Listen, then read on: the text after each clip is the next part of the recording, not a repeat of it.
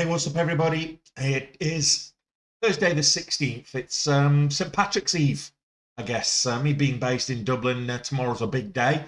I'm not sure if I'm going to be trading tomorrow for that very reason because it is St. Patrick's Day. I might go and watch the parade and see what happens. Excuse me. So, not had a good day on the small account. Had a good day, but not on the small account. So, you may recall from last year that you can in pre-market there are no safety nets. So there are market orders don't execute, stop losses don't work, and there are no volatility halts.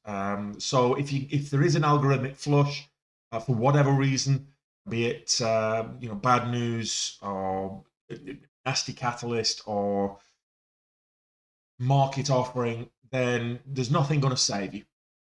So today I traded two stocks on the small account, and we've lost $8,200, and 7,250 of that is with thermogenesis. So we traded thermogenesis yesterday, and we managed to make a little bit of money on this yesterday as it moved up on a good catalyst, and it continued to move up into the close yesterday or after the close. And then this morning, it moved up even further, breaking highs or over $7.50 and above. And then it came out trailing around the VWAP. It was up on the day, and I looked for a move up to break the VWAP, and then I tested as a support and a continuation. As I got in, a couple of minutes later, news was announced of this this secondary offering, and it tanked.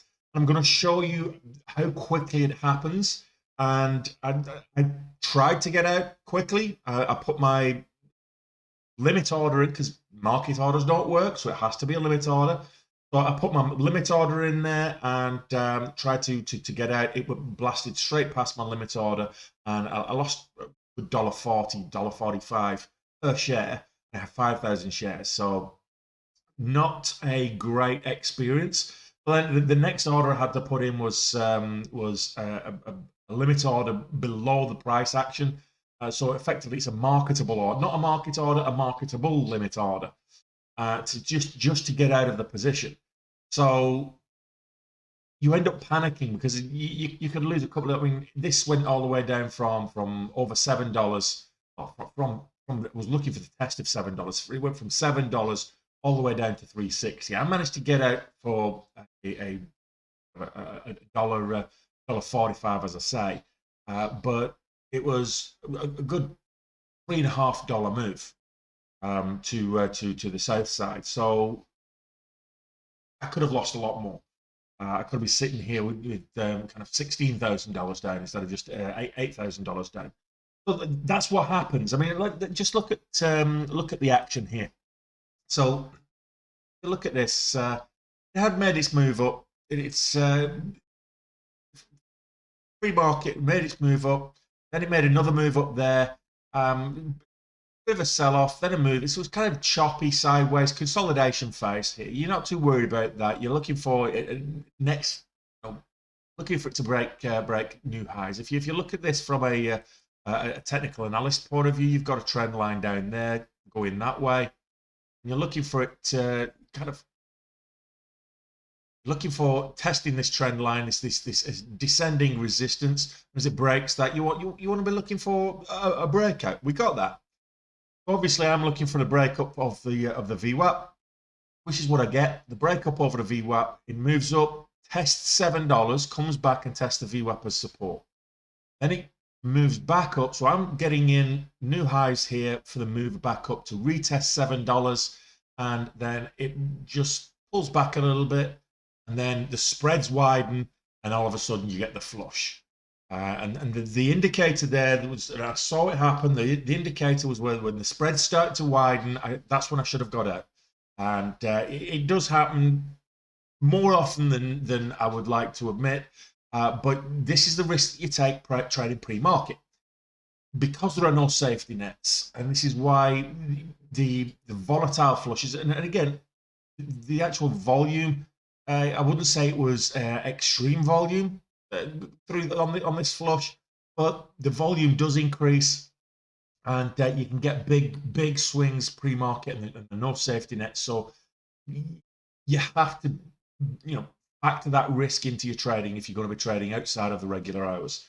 So let's take a look at how that transpired, and I'll show you that. I'll just tack on the actual trade itself, how that actually transpired, how quickly it was. You tell me what you think, and hopefully you'll be able to learn something from it in terms of being cautious and being careful at trading pre-market hours. Also, if you're trading something and it's not got a catalyst, that's usually a warning sign.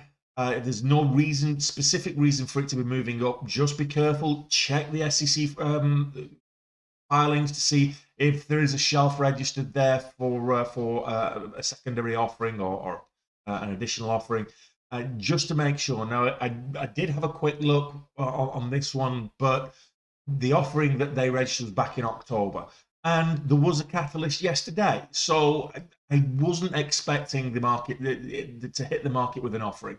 That's my own fault, and I have to take that on the chin. It's unfortunate because we've had two big red days on the small account this week. So you watch this trade before you do actually watch the replay. Make sure you hit the thumbs up button. Make sure you like this video, and we'll be back at it again tomorrow.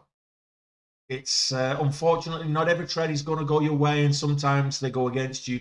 And I had a few trades go against me this morning. My accuracy wasn't on point today, and it took a parabolic mover in First Republic to get me out of a hole on the main account, and it got me out of a hole in a big fashion. But it looked like today was going to be a red day all round, and red days are inevitable. Unfortunately, you've got to take them on the chin, and you've got to recognise that it's part of trading. It really is exactly that. Sometimes you get a move to the side when it's looking like it's setting up for a good move in your favor, and then it just does the exact opposite. Particularly if you're long bias trade, something a quick sell off is not unusual. The other way around, if you're a short bias trader, the actual pop and squeeze is less common, but even so, that can happen as well. So just be careful with your trading. Don't risk more than you can afford to lose. And if you're a beginner trader, trade in a simulator first. Do not put real money on the line if you've not proven to yourself and to the people that are supporting you that you can be profitable in a simulator first. Day trading is not easy. And I know you see me every single day making profits probably 4 out of 5 days. And I make it look easier than it actually is. Being completely honest about it, I lost. I blew up 3 accounts when I first started. Or blew up my account, same account, but blew up my account 3 times, and had to reload when I first started trading. And that's common. Most people lose money trading the markets, and this is one of the reasons it can happen. So if you're not used to trading pre-market, or you're not being cautious trading pre-market, this can happen. So don't go in with over leveraged size that is going to blow up your account if you get hit with a market offering and it tanks, $1.50, $2 per share, and you can't afford that on your account. It can happen. Unfortunately, we're way beyond max loss today. Max loss today would have been about $2,500, so 3 times max loss today. And unfortunately, that happens.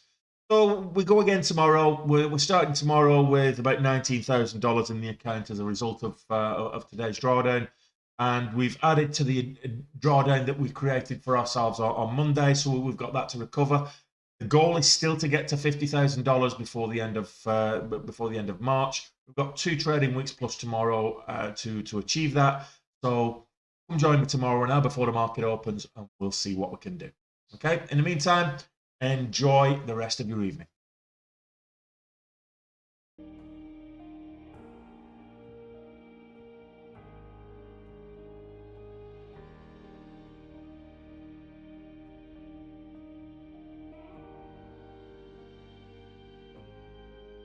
See if I can't get 10 cents on this.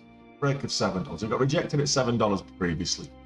Let's see if we can't get 10 cents.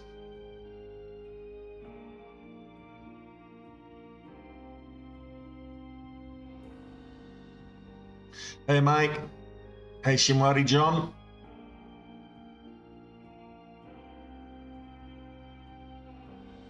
Morning Kyle. Yeah, jobless claims. I'm not too worried about the jobless claims on this stock. Jobless claims don't tend to affect the market as much as CPI and PPI data, and we've seen how that went. I think the volatility is still in the banking sector.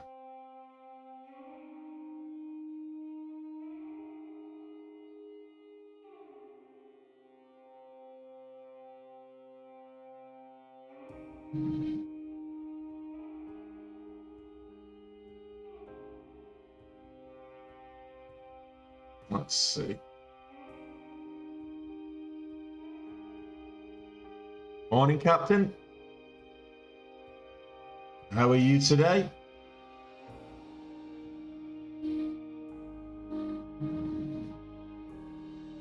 So happy Thursday, everybody. What does they call Thursday? Friday, Junior?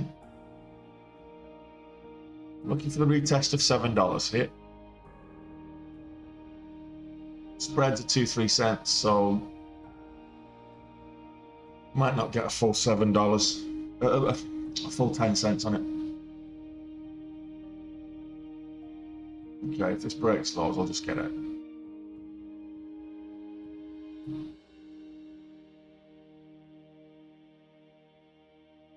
Oh, we're getting a bit of a wide spreads, rangy spreads there, 10, 12 cents. My goodness. Get out. Damn.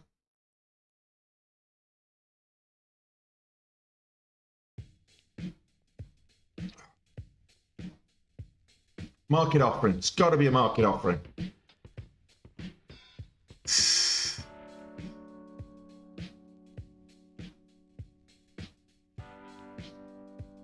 That's got to be a market offering.